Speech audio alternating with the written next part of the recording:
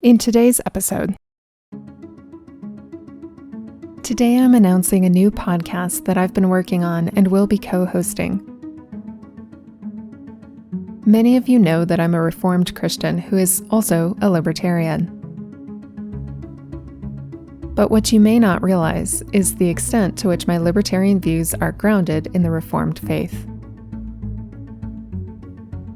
For the past few years, I've been one of the only Reformed Libertarians with a major platform. This has created a challenge to me to provide content on seemingly disparate topics. And this takes away from my ability to focus in on the topics I'm better known for and would prefer to refine my focus on. So, today, I'm making an announcement about this new project with my friend and colleague, Gregory Baus. I will be co-hosting this new podcast with him, in addition to continuing this podcast, Dare to Think, which will only get better. I'm excited about the new opportunities. Join me, Carrie Baldwin, with Gregory Baus as we dare to think about introducing libertarianism to the Reformed world. Today I have back with me Gregory Baus, and we are going to be talking about, a new project that we've been working on. Some of you may remember that we had a couple of episodes a few months back where we talked about a Reformed view of culture. And we did it with the intent of presenting Reformed Libertarianism to you guys, to my audience. But we decided that what we would do instead is create a new podcast because there's so much to talk about this.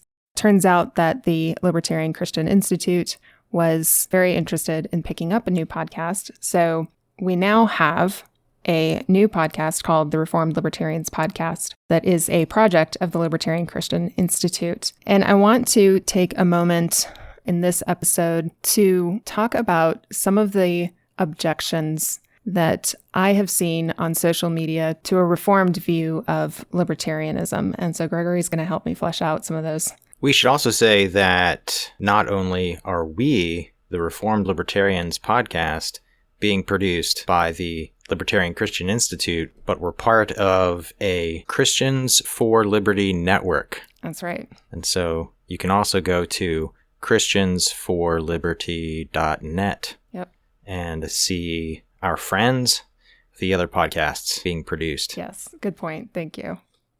First, I'm going to let him answer my first question, which is why Reformed Libertarians?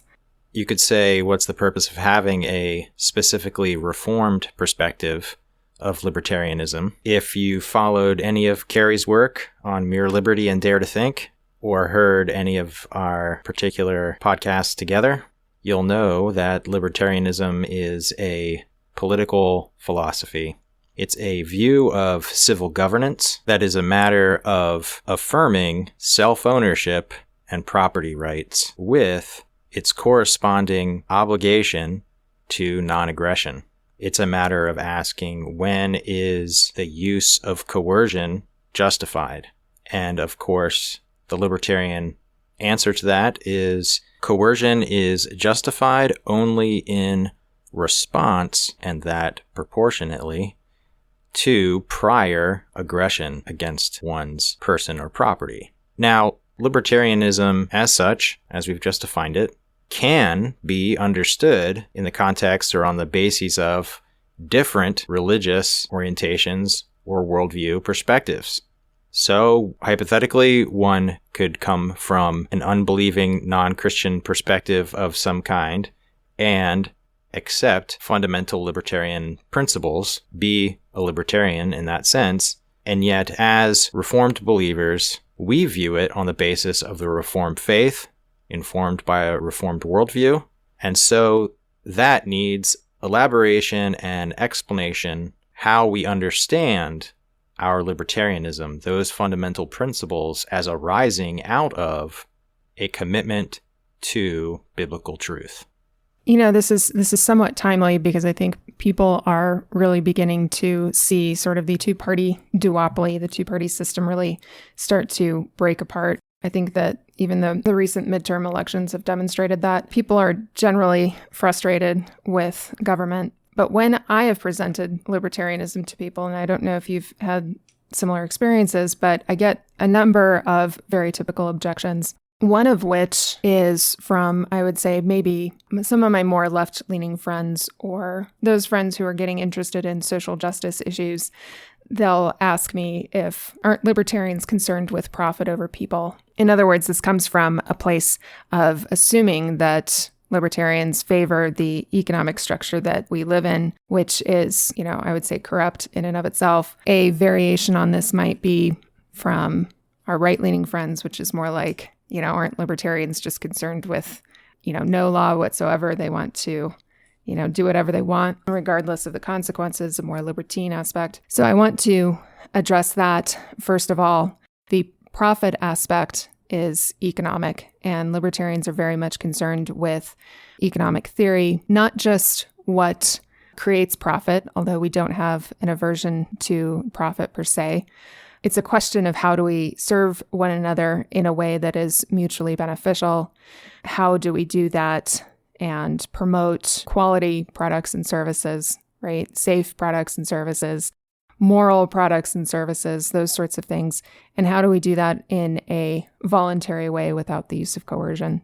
And so libertarians operate on something called Austrian Economic Theory, which basically is looking at economics through the lens of, I would say, natural law. We're deducing from nature or deducing from human action, sort of the rules of economics, how economics works, rather than the conventional way of thinking about economics, which is it's just whatever the government says. Whatever the government wants to regulate, they can regulate. And if they do that, and it fails, then it must be the fault of somebody else. We would actually say that the interest in economics is very interested in supporting and living in community with our neighbor. Well, I think the kind of concern that some people might have who aren't so familiar with what libertarianism is arises from a perception that if we care about human beings, if we care about human life, if we care about society, then that itself somehow warrants coercing people and groups to get along and to do the sorts of things we think are required or necessary, or the way human beings should interact with each other and treat each other, that simply has to be forced. That has to be coerced. If we don't, bad actors will make the whole thing fall apart.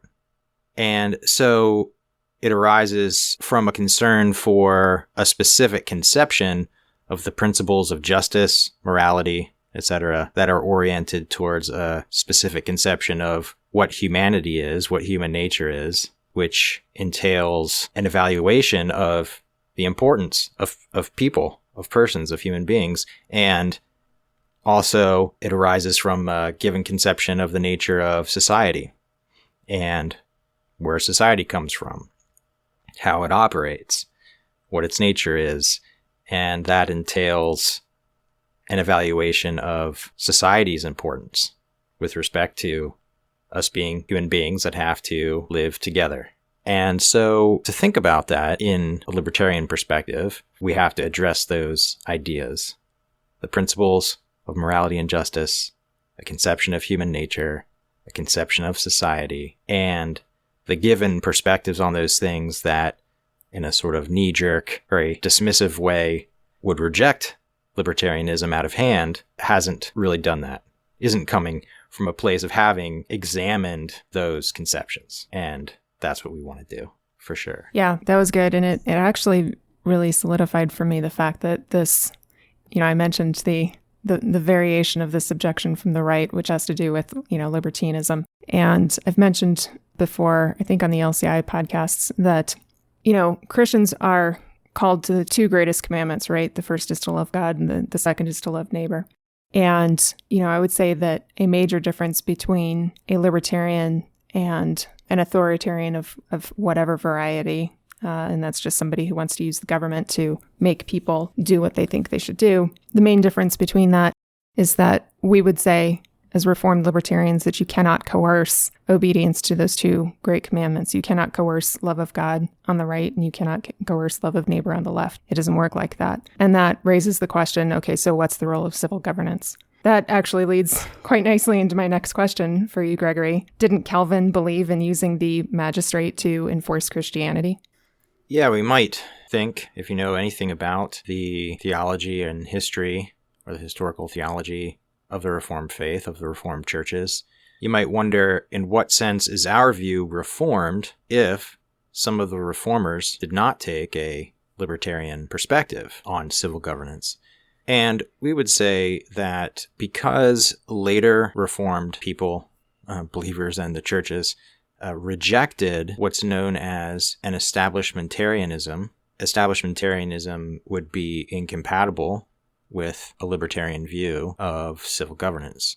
It seeks to enforce, if nothing else, a basic public morality using coercion against non-aggressive immorality, such as civil laws against blasphemy, and so forth. It's true that Reformed theologians, Reformed statesmen, Reformed churches, not just in the past, but some today, advocate that view. However, following the time of the early Reformation, some of the Reformed, including English dissenters in the 1700s, or the 1600s rather, American Presbyterians in the 1700s, and Neo-Calvinists in the 1800s, rejected establishmentarianism as something taught in the Bible. They didn't think it was taught by Scripture. Right. And so were it not for that, were it not for the fact that Reformed churches came to confess disestablishmentarianism, then I suppose we wouldn't be able to say that our view was Reformed. But because historically Reformed churches have come confessionally to that conviction that establishmentarianism is not taught in Scripture, even though some outstanding reformers of the past, such as Calvin, were establishmentarians, because the churches came to, in their doctrinal standards, reject that view. Therefore, our position is not something that's unreformed. Right. It's not Anabaptistic or anything sub-reformed. Right. I hope you're enjoying this episode of Dare to Think. I'm Carrie Baldwin, and I'm an independent researcher with a degree in philosophy. My mission is to reignite curiosity and thoughtful reflection by challenging and rethinking prevailing paradigms in politics, religion, and culture, and passionately promoting human freedom and flourishing. I accomplish this by producing content developed out of my work as an independent researcher. My current project is formalizing my proposal for a libertarian theory of reproductive rights, which will seek to reconcile the human rights between women and their offspring. Please subscribe to this podcast, Dare to Think, on your favorite podcatcher. And also go rate and review Dare to Think on Apple, Spotify, YouTube, or Amazon. This will help others find my podcast. If you'd like to stay up to date on my latest articles and episodes, please subscribe to my monthly email list at mereliberty.com/signup. Now, let's get back to the episode. So the other thing that I've noticed has grown in some popularity, and I'm hoping it's just a fad, is this idea of Christian nationalism. And some Reformed people are picking up on it, are quite attracted to it. It's those people who are promoting it are even promoting a form of establishmentarianism in the sense that they want to create a Christian nation again, begging the question to begin with whether or not we are a Christian nation at all. The reason why I wanted to bring this aspect up is I do want our podcast, Reformed Libertarians, in some respect to challenge what's being promoted in Christian nationalism and really help Reformed Christians in particular, but Christians broadly, how to actually think through these things, how to think through political theories like nationalism, because, that's happened before. It's not just love of country or patriotism or anything like that. And, what does it mean to tack on Christianity onto an authoritarian ideology such as nationalism or, any other authoritarian ideology. So I guess what I really wanted to say right now for this episode is we're not Christian nationalists. We're disestablishmentarian. We don't believe in establishing a church or having the government, say this is religious belief that we're going to be operating from. Well, there's certainly a mixture of precise and less precise or poor definitions of Christian nationalism out there, and some who might use the label Christian nationalism affirm a historical but nevertheless faulty view of establishmentarianism, some more or less scholastic, perhaps, and others who might take that label affirm something more of a novel view, such as theonomy or some kind of semi-theonomic view. Mm-hmm. That's also erroneous. And some are more erroneously based than others, some on a mono-covenantalism that rejects the best Reformed Covenant Theology. So it's a mixed bag in terms of how people are using the term Christian nationalism, but we should probably see it, I don't know, how would you say, solidify, become clearer, perhaps, over time. We'll see what comes of it. Hopefully, it doesn't have a large popular appeal and just goes away. But you never know. It'll probably stick around in certain dimensions of the internet for a while. The last sort of objection that I want to deal with is whether or not libertarianism is a viable idea to begin with, especially with, and I don't know if you heard this, but Donald Trump has announced that he's running for president again in 2024. As libertarians, we've sort of laughed at the idea that every presidential election cycle is the most important election cycle of our history. And in some respects, I think that's true, but we're on sort of a downward spiral. And so it's very easy for people to, I think, look at libertarianism and think this is untenable. This isn't the time to be playing with ideas. This is, we need to be voting against the other guy because the other guy's worse, whomever that is. Shouldn't we just be trying to make the best of the system that we have? And I think, one of my responses to that is that we've been doing that for as long as I've been voting. That's for sure. I don't know how far that goes back, but it's all very pragmatic. We don't have time to explore new ideas or even explore the fact of reality that America was founded on a lot of libertarian principles or classical liberal principles. And so they aren't foreign. They aren't really all that new. As they say, the definition of insanity is doing the same thing over and over and expecting a different result. And at what point is it going to be convenient for us to explore a new idea? Right now is the best opportunity that we have to explore these new ideas and why they're so important. And even that they aren't, in fact, new ideas, they're old ideas and good ideas, and there's good reasons for holding them. Well, it brings to mind the idea of what's called the Overton Window. Yeah. And that's sort of a wonkish term, but basically it means there is a set of political ideas, and I guess it has specific application to political ideas, although the same phenomenon applies outside of political thinking. Right. There's a set of political ideas that are essentially thinkable, that have a plausibility, that just seem true or at least seem possible. Even if you disagree with a view, you can see how someone else might hold that view. Mm-hmm. There's a kind of spectrum in which those ideas exist that can be talked about, that individuals can contemplate. And how this arises, how this is defined, is complex sociological, psychological phenomenon. I think that it's often related to limited exposure to a breadth of history and is related to psychological prejudice that takes what currently exists, as all that realistically can be. Right. If we think about someone in the Middle Ages or feudal Europe, let's say, and you were to propose to them, imagine society or political arrangements without monarchy, that would likely be quite literally unthinkable to them. Right. They wouldn't know what you were talking about. Society or the political realm is so identified with the feudal system that they live in. Mm-hmm. Imagining things not being that way would be on the level of trying to imagine unreality. Yeah. Yeah. Something, it almost doesn't even make sense to propose it. Right. You're saying, like, think about something contradictory almost. Yeah. And that's sort of how it comes across. Yeah.